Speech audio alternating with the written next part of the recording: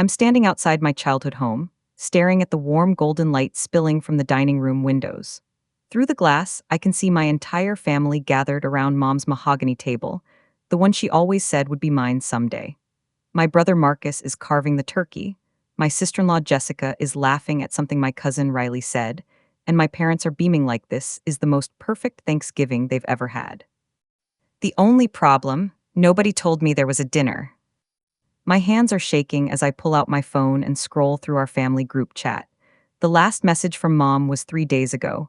Can't wait to see everyone Thursday, with a heart emoji. I'd responded immediately, asking what time, but nothing, radio silence.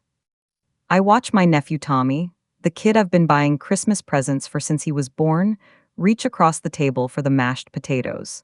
My throat tightens when I see the empty chair where I should be sitting, except it's not empty anymore. There's a decorative plant sitting in my spot. They didn't just forget to invite me, they literally replaced me with a houseplant.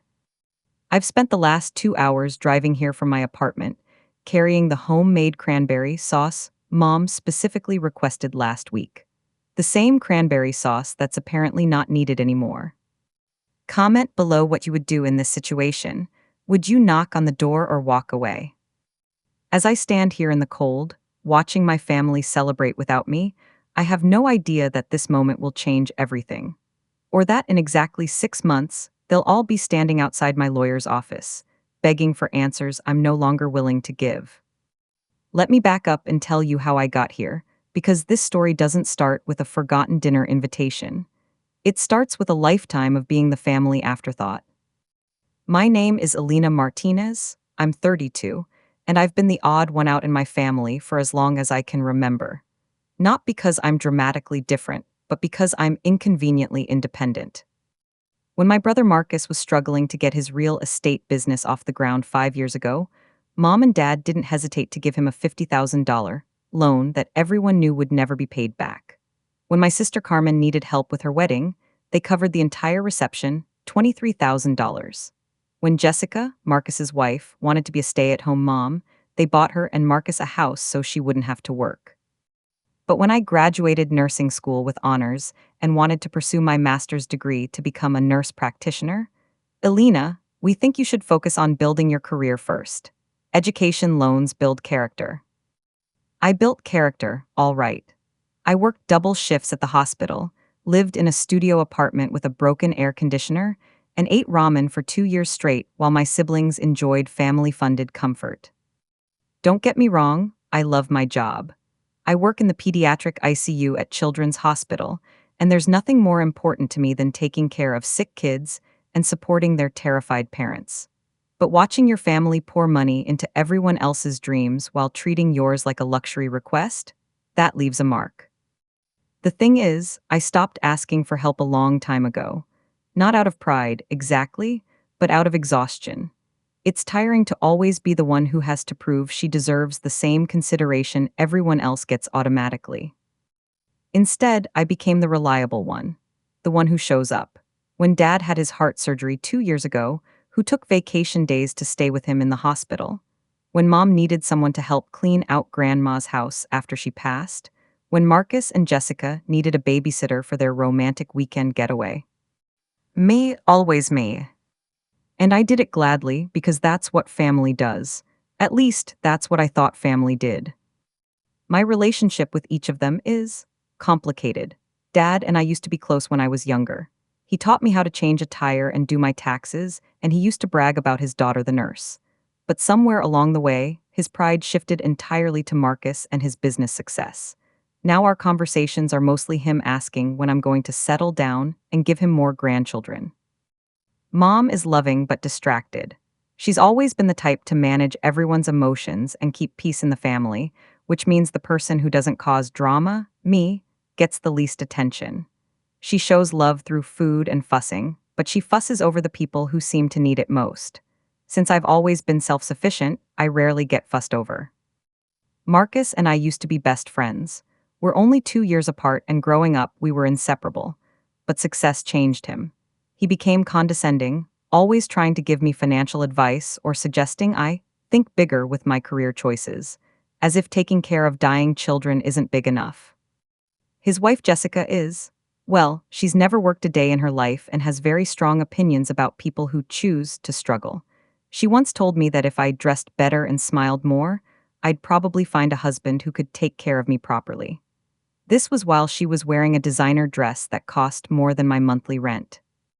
Carmen lives in Seattle now, and we mostly communicate through social media likes and birthday texts. She's always been mom's little princess, and distance has only made that relationship more precious to everyone. The cousins, aunts, and uncles, they're lovely people, but they see me through the family lens. I'm Elena, the responsible one, the one who doesn't need anything, the one who's got everything figured out. They don't see the student loans, the cramped apartment, the nights I fall asleep crying after losing a patient. What they definitely don't see is the envelope sitting in my bedroom drawer, the one that arrived 3 months ago from my great Aunt Magdalena's estate attorney. Aunt Magdalena was Dad's aunt, technically, but she never had children and always said I reminded her of herself at my age, too stubborn to ask for help and too proud to complain. She lived in a beautiful old house in Napa Valley and made her fortune in real estate investments back in the 70s. We had lunch together every few months. She was the only family member who never asked me why I wasn't married or suggested I was wasting my education on other people's children. She'd tell me stories about traveling through Europe alone in her 20s, and she'd listen to my stories about my patients without trying to fix anything. When she passed away in August, the whole family went to her funeral. Everyone spent the day speculating about her estate, the house, the investments, her art collection. Marcus kept joking that he'd finally get some family money to expand his business. Jessica was already planning how they'd renovate Aunt Magdalena's house. None of them knew that Magdalena had been quietly watching our family dynamics for years. None of them knew about our private conversations, where she'd shake her head sadly and say, "Elena, Mija, you give so much and ask for so little. This family doesn't see what a gift that is." The envelope in my drawer contains documents that will change everything. But on this cold Thanksgiving evening, standing outside my childhood home, I don't know if I have the courage to use what's inside it. All I know is that I'm tired of being invisible. Tired of being the afterthought, the one who doesn't need to be included because she'll understand, the one who shows up for everyone else but gets forgotten when it matters. Rate this family dynamic from 1 to 10. How toxic is this situation? I should have walked away from that dining room window. I should have driven home, eaten leftover pizza, and called it a night. Instead, I knocked on the door. The conversation that followed was like watching a slow-motion car crash, where I was both the driver and the victim. Marcus answered the door with a piece of turkey in his mouth, his face cycling through confusion, surprise, and finally, irritation. "Elena, what are you doing here?" Behind him, the warm conversation died as everyone turned to look.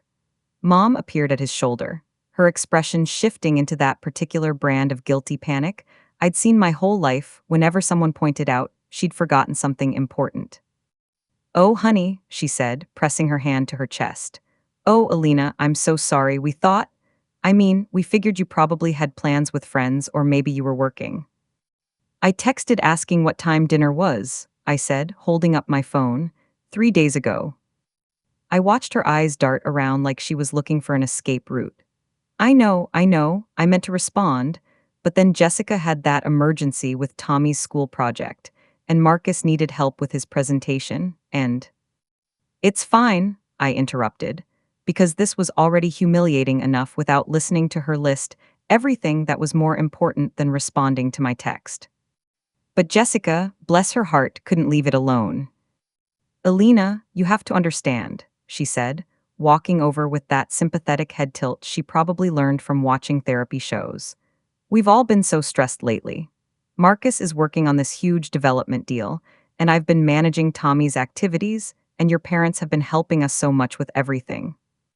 She gestured vaguely toward the beautiful dining room, where the table was set with Mom's good china, and there were definitely more than enough sides to feed me too. "We just assumed you'd make other plans since you're so independent." The word independent came out like it was something shameful, like being self-sufficient was a character flaw that made me less deserving of inclusion. Plus, Marcus added, settling back into damage control mode, we know how busy you are at the hospital. Didn't you say last time that holidays are always crazy in the ICU? I had said that. What I'd meant was that holidays are emotionally difficult when you're watching other families say goodbye to their children. What they heard was, Elena doesn't really care about family gatherings. Dad finally spoke up from his spot at the head of the table. Well, you're here now, we can squeeze in another chair. The way he said it, like I was an unexpected inconvenience they'd have to accommodate, hit me harder than anything else. This wasn't, we missed you, let's make room. This was, I guess we can deal with this disruption. I looked around at all of them. Mom wringing her hands and avoiding eye contact, Marcus and Jessica exchanging looks that clearly said, how long is this going to take? Carmen checking her phone, the cousins looking uncomfortable, and Dad already reaching for the wine bottle like he needed fortification for whatever scene I was about to cause. That's when I saw it. The houseplant sitting in what should have been my chair wasn't just any plant. It was a beautiful orchid in an expensive ceramic pot. Someone had gone shopping specifically to fill my space with something decorative. You bought a plant for my chair, I said quietly. The silence that followed was deafening. Elena, Mom started, but I held up my hand. No, I get it now. This wasn't an oversight. This wasn't you forgetting to text me back. You made a conscious decision not to include me, and then you decorated the space where I would have sat. Tommy, sweet 7-year-old Tommy, who used to beg me to read him bedtime stories when I babysat, looked up from his plate. Mom, why is Aunt Elena sad? Jessica's face flushed red. She's not sad, honey, she's just surprised. I'm not surprised, I said, and I meant it. I'm disappointed, but I'm not surprised. I looked at each of them one more time, these people who were supposed to be my family, my safe place, my team. The people I'd spent my whole life showing up for, supporting, loving unconditionally. I brought cranberry sauce, I said, setting the container on the entrance table. I made it from scratch, the way Grandma taught me, the same recipe I've been making for family dinners for 10 years. I turned to leave, but Marcus caught my arm. Elena, come on, don't be dramatic. Just sit down, let's eat, and we'll forget this whole thing happened. Dramatic, of course. I pulled my arm free and looked him straight in the eye. Marcus, I've never asked this family for anything I didn't desperately need. I've never caused drama, never made demands, never expected anyone to go out of their way for me. I work 40-hour weeks taking care of other people's children, I live alone, and I show up for every single person in this room whenever you need me. My voice was getting stronger, and I could see some of them starting to look uncomfortable. The one thing I've always been able to count on was that, no matter how invisible I felt, I still belonged at this table. That when it mattered, I was still family. I picked up my purse and walked toward the door. Elena, wait, Mom called out. Don't leave like this, it's Thanksgiving. I turned back one last time. No, Mom, it's your Thanksgiving. I was never actually invited to this one. As I walked to my car, I could hear them through the still open door, their voices carrying across the yard. She's being way too sensitive about this. I mean, she could have just called. She always does this, makes everything about her. We should have known she'd cause a scene. What would you have done, left quietly or stood up for yourself? Let me know in the comments. That drive home was the longest 30 minutes of my life, but it was also the moment I decided I was done being the family afterthought. When I got to my apartment, I went straight to my bedroom and pulled out that envelope from Aunt Magdalena's attorney. It was time to remind my family that the quiet ones are often paying the closest attention. The next morning, my phone started buzzing at 7 a.m. Text after text, call after call, all from family members who had suddenly remembered I existed. The first was from Mom. Elena, sweetie, I've been up all night thinking about yesterday. I feel terrible. Can we talk? Then Marcus, hey, I know you're upset, but let's be adults about this. Family is family.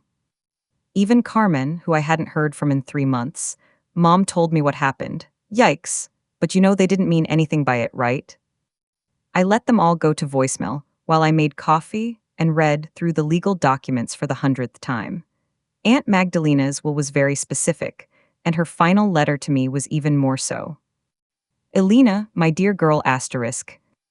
If you're reading this, then I'm gone, and you're probably feeling more alone than ever. I've watched this family take you for granted for years, and it breaks my heart. I'm leaving you everything, the house, the investments, the art collection, all of it. The estimated value is $2.8 million.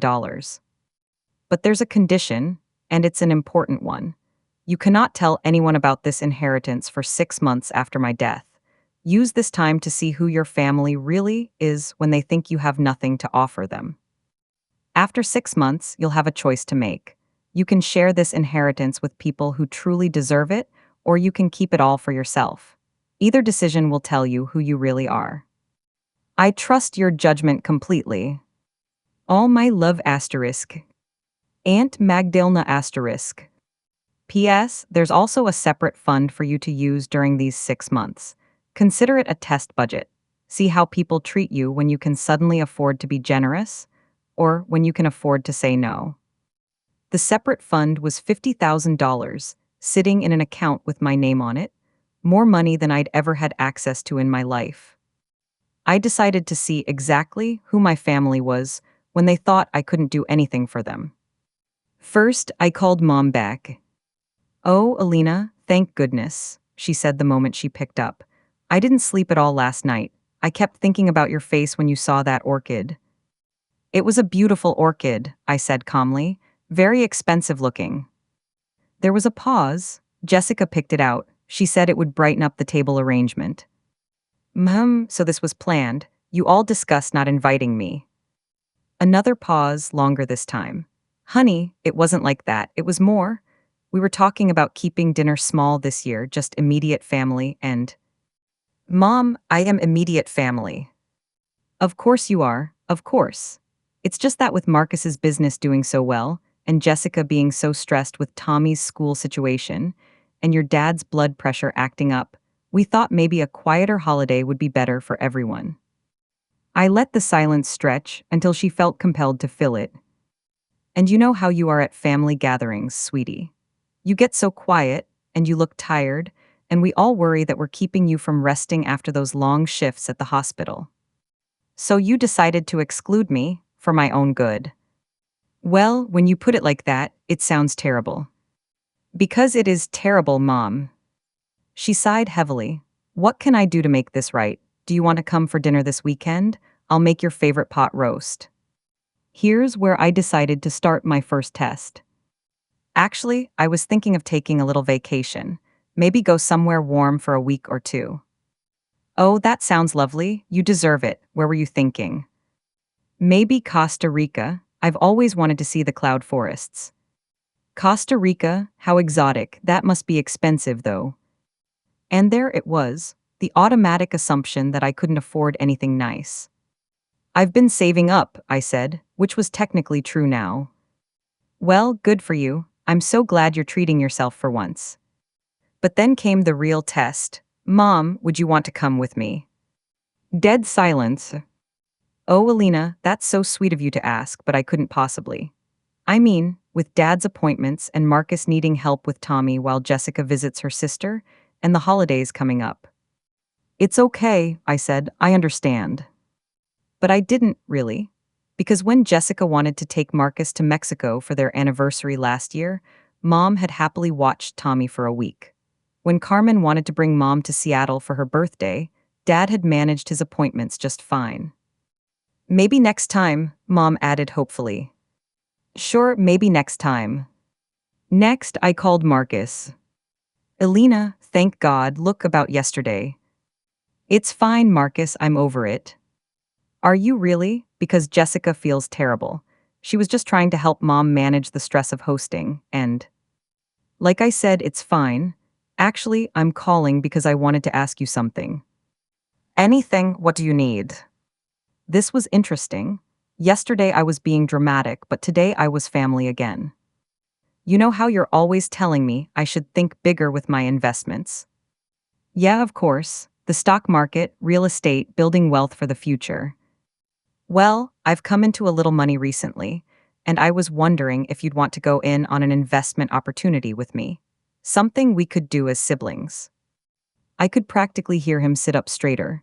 Elena, that's fantastic. How much are we talking about? Maybe 20 or 30,000 to start. The pause was brief but telling.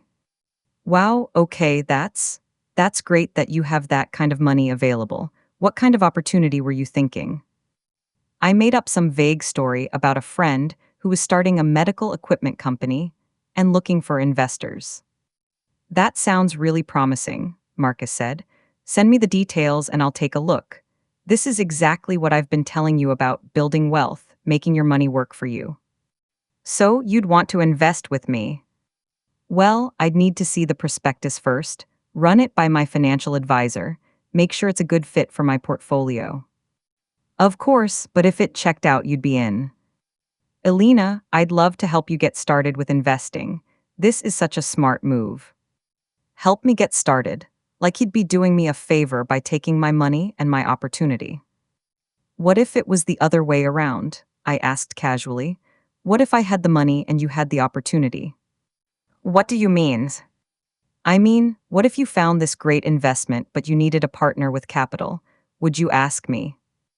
The silence stretched so long I wondered if the call had dropped. Hey, Marcus. Yeah, I'm here, I guess.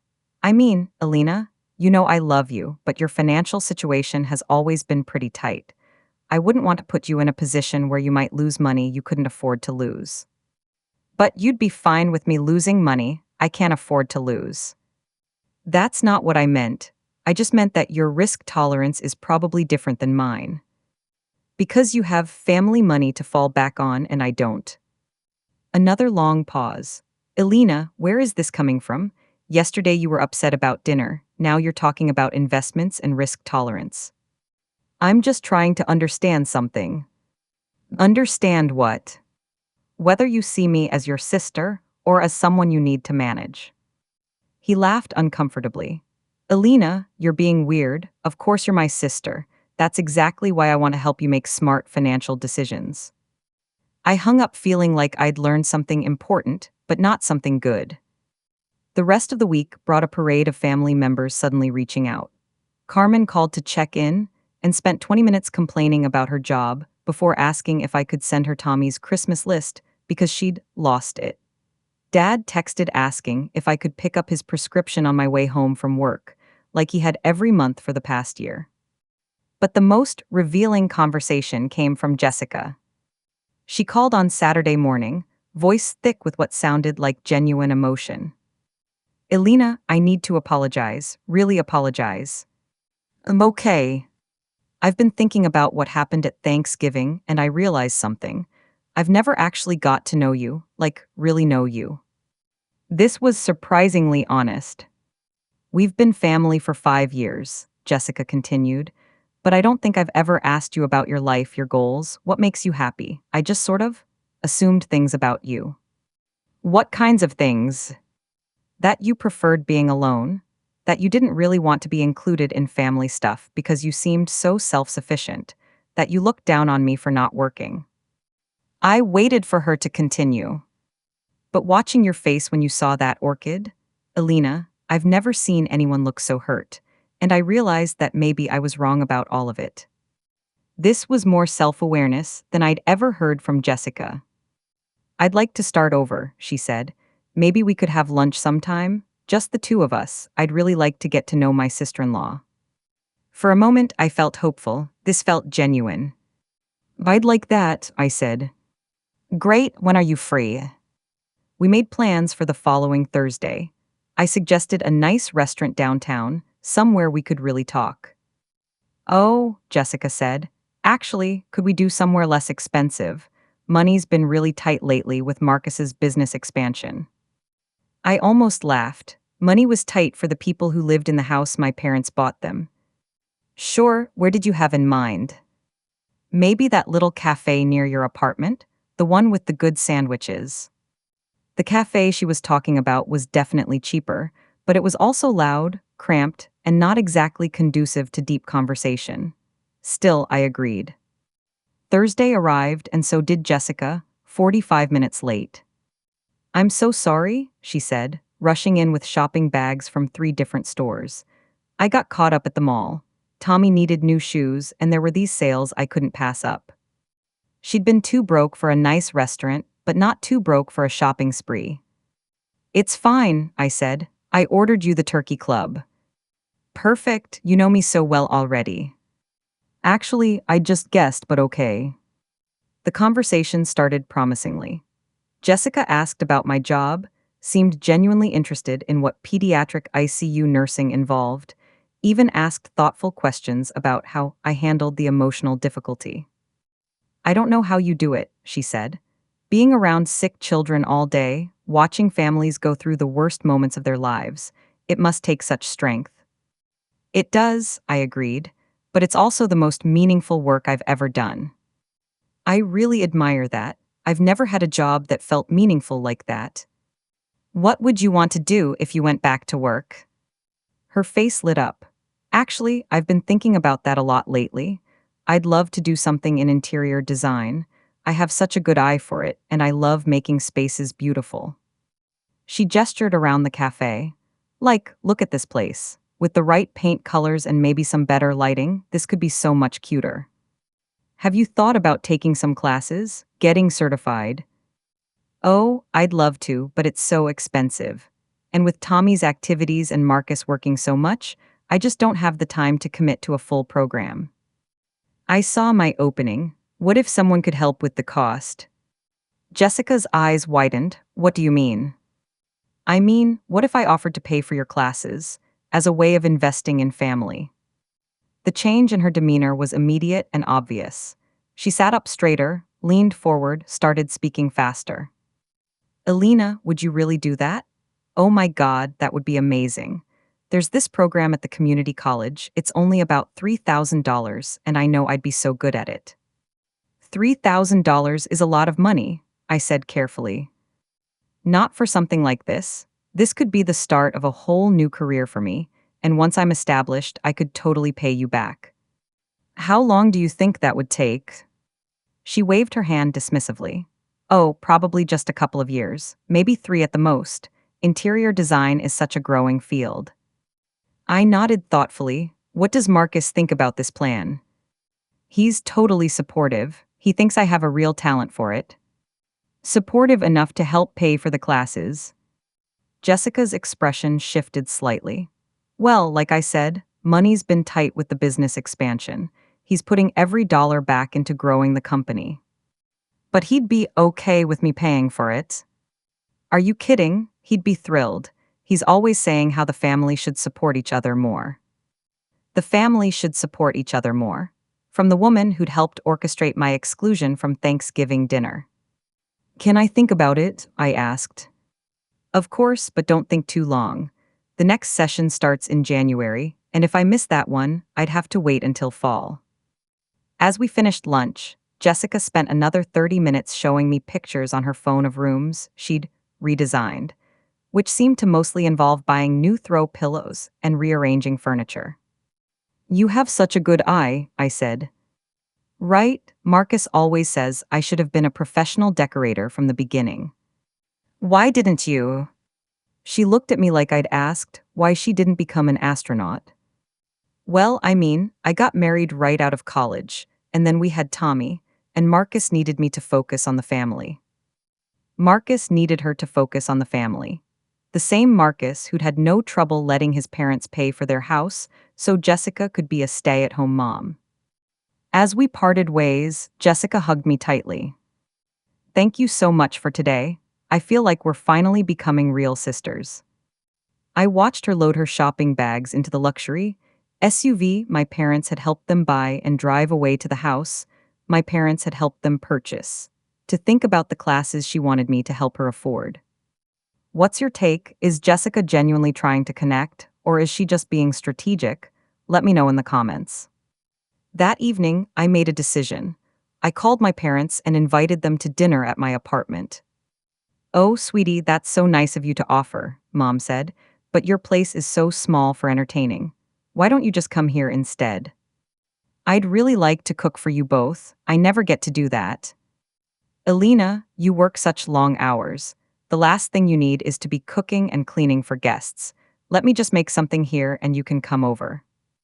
Mom, I'm inviting you to my home. I want to host you. A pause. Well, if you're sure, what night were you thinking? Saturday evening. This Saturday? Oh, honey, we can't this Saturday. We're helping Marcus and Jessica paint Tommy's room. Of course they were. What about Sunday? We have plans with the Hernandezes. Next weekend. Carmen's coming to visit, remember? I didn't remember because nobody had told me. The weekend after that. Let me check with your father. Elena, why don't I call you back after I look at our calendar? She never called back. But Marcus called me the next day. Hey, I heard you invited Mom and Dad to dinner at your place. I did. That's really sweet, but you know how they are about eating out. They prefer familiar settings, especially with Dad's digestion issues. It's not eating out, it's eating at their daughter's home. You know what I mean. Maybe you could just bring something to their house instead, like a potluck contribution. A potluck contribution to dinner with my own parents. Marcus, do you think there's a reason our parents have never eaten a meal at my apartment in the 3 years I've lived there? Elena, you're being sensitive again. It's not personal. Your place is just really small, and with Dad's back problems, those stairs are hard for him. Dad had walked up 3 flights of stairs to Marcus's old apartment plenty of times, but that was different, apparently. By the end of 2 weeks, I had a very clear picture of who my family was when they thought I couldn't offer them anything, and who they became the moment they thought I might be useful. The people who'd excluded me from Thanksgiving were suddenly very interested in my company, as long as I was offering to pay for things, do things, or provide things they needed. But ask them to simply show up for me, to come to my home, to spend their time, to invest in our relationship without getting something tangible in return. Suddenly, everyone was busy, everyone had prior commitments, everyone had very reasonable explanations for why it wasn't possible. I spent that weekend reading Aunt Magdalena's letter again and looking at the photos on my phone from that Thanksgiving dinner window. My family, gathered around a table, with a plant in my place. 6 months was almost up. It was time to decide what to do with the truth. Christmas was approaching, and my family was back to treating me like I existed. Mom called to ask what I wanted for Christmas, Marcus texted about New Year's Eve plans, and Jessica sent me Pinterest boards of interior design ideas with messages like, "Can't wait to start classes." But it was Carmen's call that finally pushed me over the edge. "Elena," she said, her voice bright and cheerful, "I'm so glad I caught you. Listen, I have the most amazing news." "What's up?" "David proposed. Can you believe it? We're engaged." David was her boyfriend of 8 months, a software engineer she'd met through work. I'd heard about him exactly twice.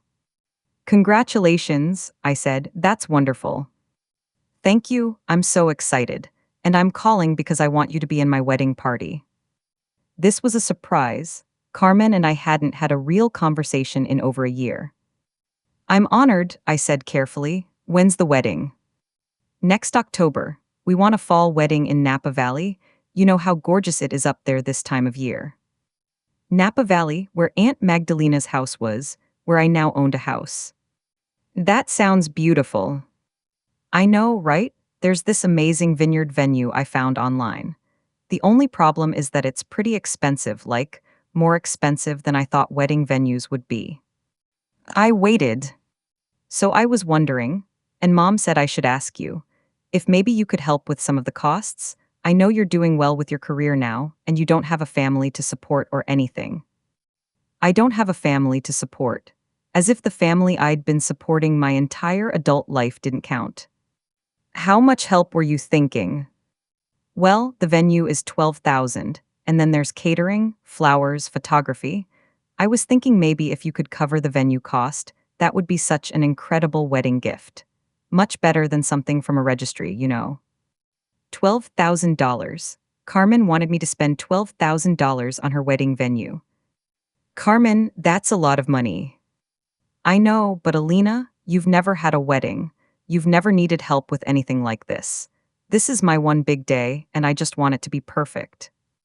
I'd never had a wedding, so I owed her one. That was the logic. What did mom and dad say when you asked them? Oh, they're already doing so much. They're paying for my dress and the rehearsal dinner. And Marcus offered to pay for the flowers since business has been so good. Everyone was contributing except me, apparently, even though I'd never.